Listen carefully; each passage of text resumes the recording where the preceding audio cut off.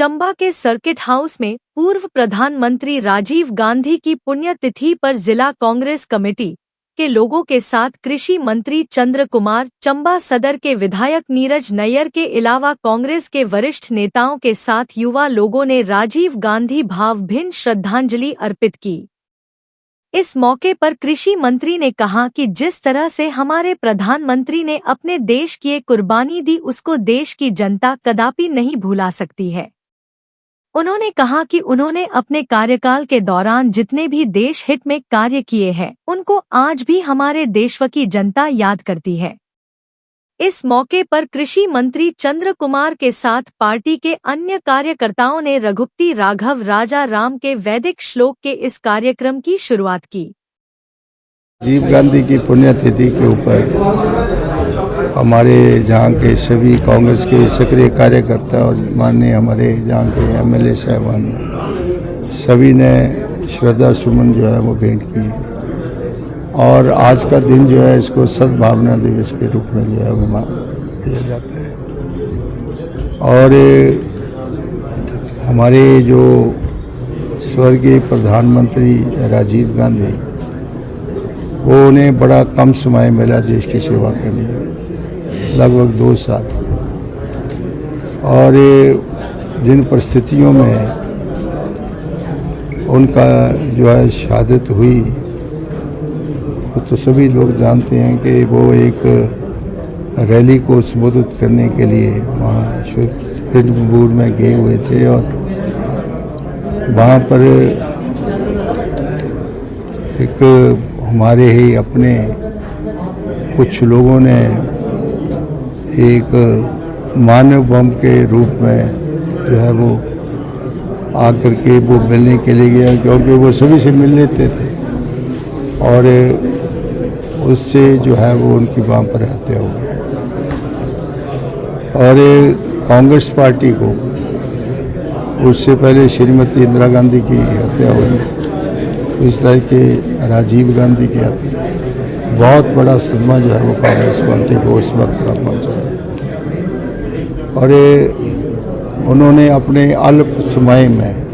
छोटे वक्त में बहुत से क्रांतिकारी काम किए, जिसका मैंने अभी जिक्र किया कि जो हमारी इंफॉर्मेशन टेक्नोलॉजी है, आईटी सेक्टर जो है, उसको उन्होंने हिंदुस्तान में लेकर के आए। और सैम पिट्रोडा, जिसने जहाँ पर बहुत काम किया आईटी सेक्टर्स में, आज हमें खुशी है कि आईसी टेक में, इंफॉर्मेशन टेक्नोलॉजी में हमारे पढ़े लिखे नौजवान जो है वो विदेशों में बहुत उन्होंने काम किया। आज हिंदुस्तान के 143 करोड़ लोगों के हाथ में जो है वो मोबाइल टेलीफोन है, चाहे वो गरीब से गरीब आदमी है, चाहे वो काम करने वाला आदमी है, चाहे वो स्टूडेंट है, चाहे महिला है। आज इंफॉर्मेशन टेक्नोलॉजी से हम जो है वो विश्व के साथ जुड़े हैं। आज डिजिटल जो है वो फेसबुक है, दूसरी चीज़ें हैं, वो सारी इंफॉर्मेशन टेक्नोलॉजी से ही आई। इसके साथ साथ उन्होंने अपने वक्त में हमारा जो खास करके कॉन्स्टिट्यूशन में उसमें अमेंडमेंट्स जो है वो पंचायती राज में वो लेके आए और महिलाओं को जो है रिजर्वेशन का प्रावधान जो है वो पंचायती राज एक्ट में किया गया। आज हमारी बहुत सी पंचायतों में महिला जो है प्रधान है, ब्लॉक समिति की मेंबर हैं, जिला परिषद की मेंबर हैं, जिला परिषद की अध्यक्ष हैं, तो वो भी एक बहुत बड़ा परिवर्तन था उसमें। तो उनके थोड़े ही समय में उन्होंने एक अच्छे काम जो है वो किए हैं। और आज का दिन सद्भावना दिवस के रूप में हम चाहते हैं कि जो इस प्रकार की उग्रवादी शक्तियाँ जो पनप रही हैं, उनका हम सब मिलकर के जो है वो उनका सामना करें और इस प्रकार की अनहोनी चीज़ें जो है वो देश में नहीं होती। ये एक बहुत बड़ा संदेश है। अभी हमने कुछ पोस्टें जो हैं भरी हैं,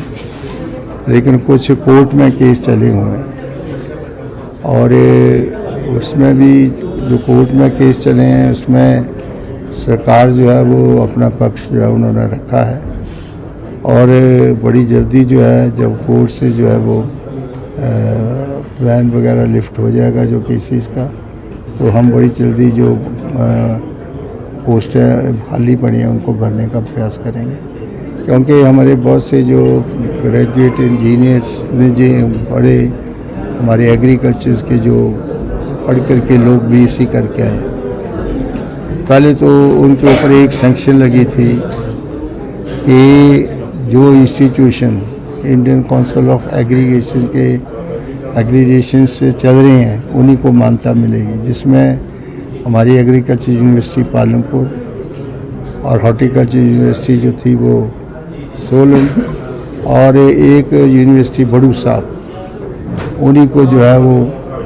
इंडियन काउंसिल ऑफ एग्रीगेशन से एग्रीगेशन मिली। हमने उसको जो है वो लिफ्ट कर दिया। उसमें हमने कहा कि किसी भी यूनिवर्सिटी से पढ़ के आएगा हम उनको कोशिश करेंगे। उसके बाद हमारे डिपार्टमेंट ने एक एफिडेविट जो है वो हाई कोर्ट में दिया है कि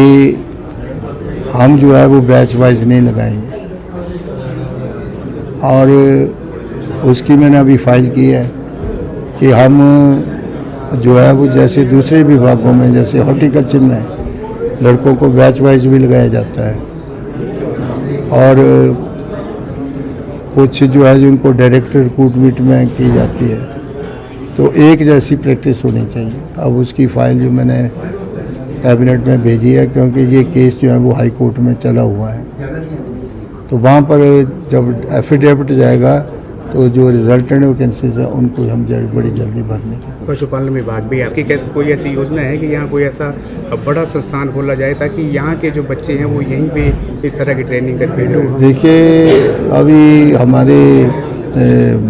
जो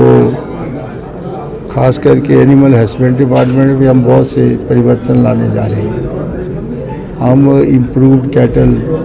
का जो है कार्यक्रम शुरू करने जा रहे हैं, और खास करके जो मल्च कैटल है, दुधारू पशु,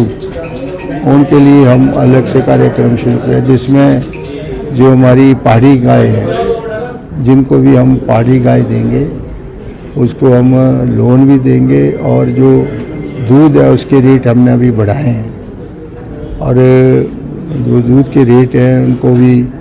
जो है वो गाय का दूध जो है और भैंस के दूध में काफ़ी हमने 6 रुपये का जो है वो बढ़ोतरी की है, और आने वाले वक्त में भी हम जो है वो दूध के रेट बढ़ाएंगे। और जैसे कि एक सबसे बड़ा कारखाना डगवार में हम जो है वो लगाने जा रहे हैं। हमारी कोशिश है कि चंबा में भी इस प्रकार का कोई प्लांट हम लगाएंगे, ताकि जहाँ से जो है वो दूध इकट्ठा होकर उसकी सीजनिंग करके मेन प्लांट में उसको भेजने की कोशिश करें। तो हम नौजवानों को जो है वो लोनिंग का भी प्रावधान करेंगे, और क्योंकि हम भी हिमाचल प्रदेश में अपनी ब्रांड दूध की जो है वो फ्लोट करेंगे हिमी नाम के नाम से। तो ये प्रोजेक्ट जो हमारा अभी डगवार में बन रहा है, ये हमारी नेशनल डेयरी डेवलपमेंट अथॉरिटी उसको बना रही है। अभी 2-3 महीने में वो 6 महीने में तैयार हो जाएगा, और दूध की कमेटियाँ जगह जगह हम गांवों में बना रहे हैं, जिन्होंने गाय भैंस रखी, उनसे हम दूध जो है वो 10 लीटर प्रति व्यक्ति जो है वो खरीदेंगे, और अच्छे दाम 60 रुपये किलो भैंस का दूध और 40 रुपये किलो जो है वो गाय का दूध हम उनसे खरीदेंगे। फैट्स के अनुसार उनको